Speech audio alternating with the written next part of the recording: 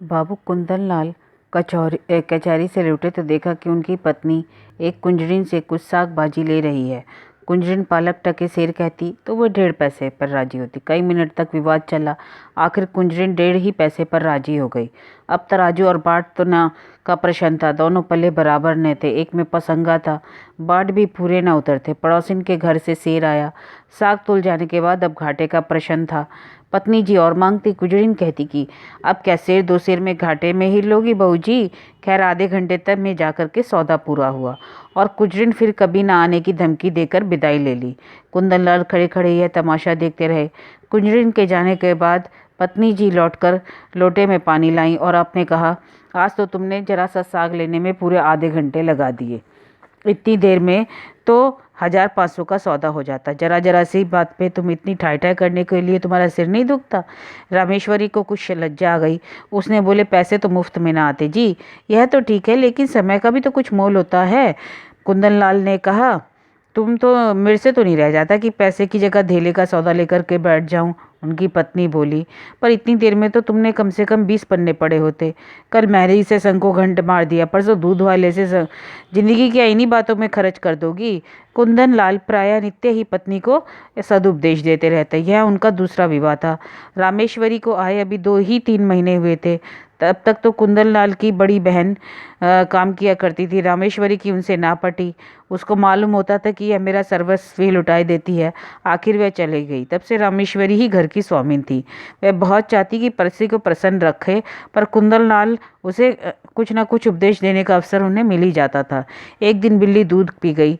रामेश्वरी दूध गर्म करके लाई, स्वामी के सिरहाने रखा, पर बिल्ली को दूध न भाया और उसने दूध पे छलांग लगा दी। तो रामेश्वरी ने बिल्ली को इतने जोर से मारा कि वह 2-3 लुढ़कियां खा गई। कुंदनलाल ने बोला कि अरे जो मर जाती तो रामेश्वरी ने कहा, मेरा दूध क्यों पी गई?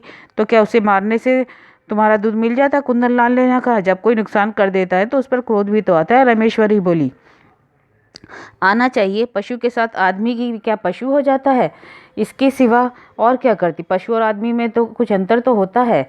इसमें भी कुंदनलाल के उपदेश उस दिन शुरू हो गए।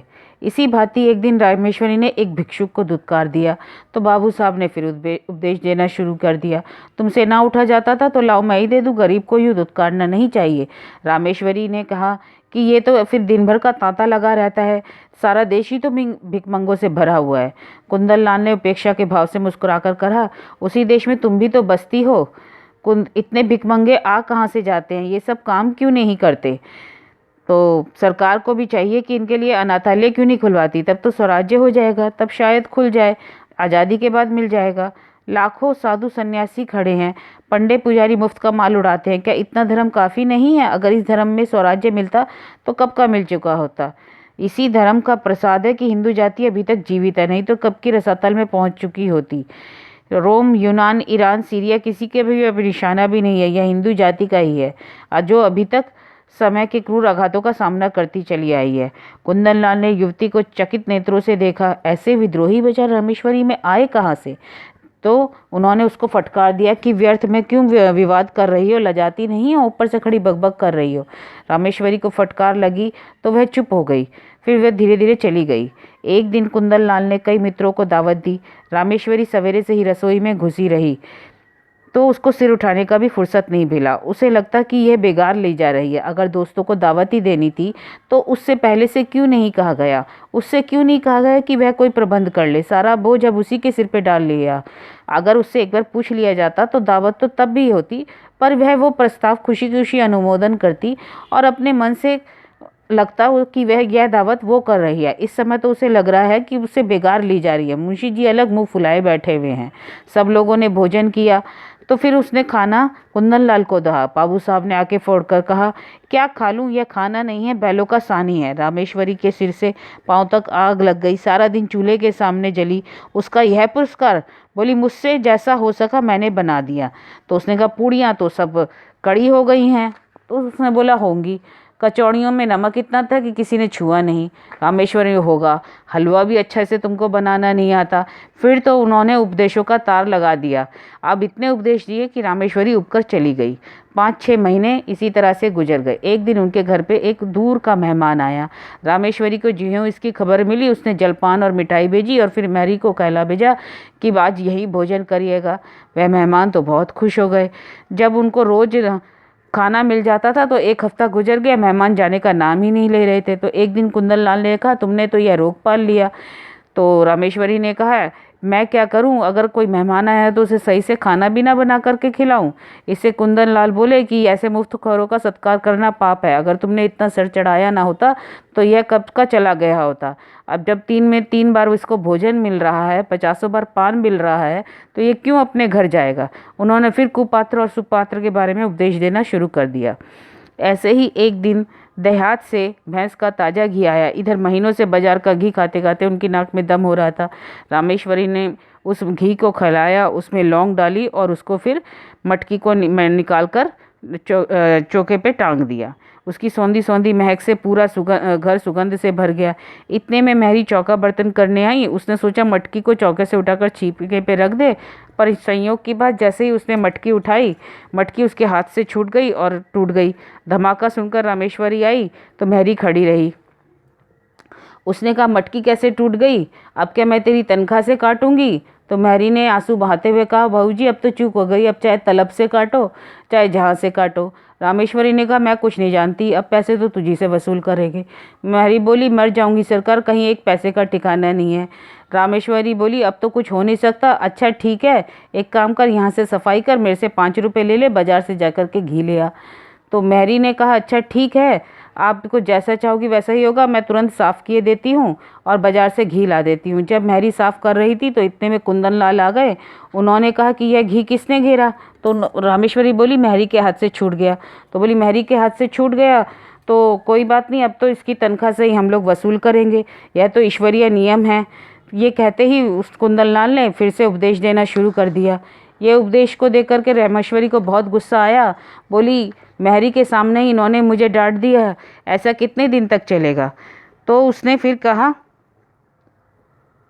कि अब ये सबक सिखाना जरूरी है। अगले दिन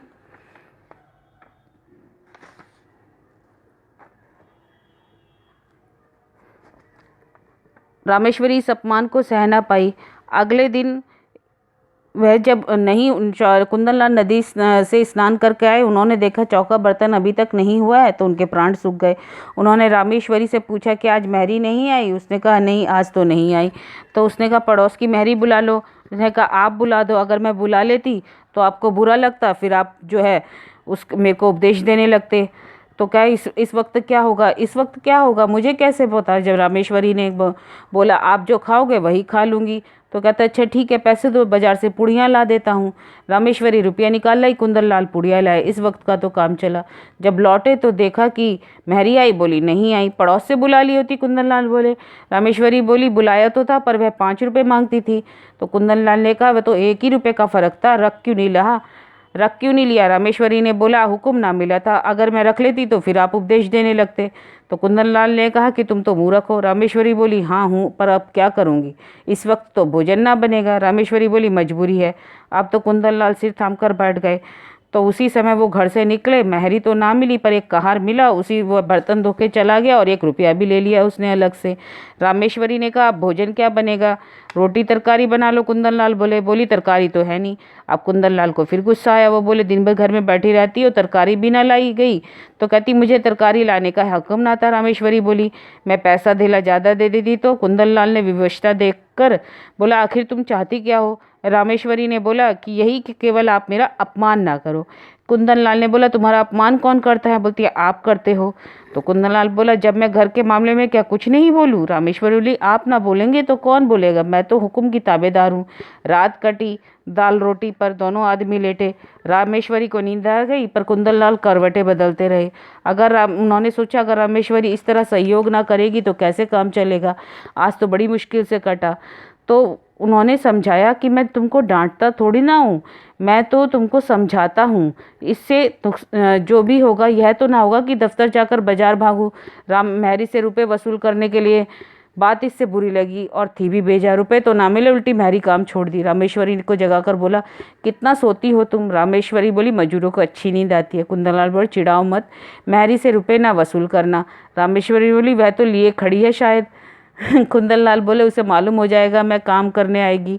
रामेश्वरी बोली, अच्छी बात है, कहला भेजूंगी। उसने बोला, कुंदनलाल ने बोला कि आज से मैं कान पकड़ता हूँ, है तुम्हारे बीच में ना बोलूँगा। रामेश्वरी बोली, अगर मैं घर लुटा दूँ तो? लुटा दो चाहे मिटा दो, अगर मगर रूठो मत। तुम्हारी सलाह लिए बिना मैं कोई काम ना करूँगा और ना मैं तुमको कभी सलाह दूंगा। इस अपमान मैं नहीं सह सकती। रामेश्वरी ने बोला, इस भूल की क्षमा कर दो। और रामेश्वरी ने बोला, सच्चे दिल से कहते हो? कुंदनलाल ने बोला, सच्चे दिल से कहते हो। यह थी प्रेमचंद की एक कहानी जिसका नाम है खूचड़।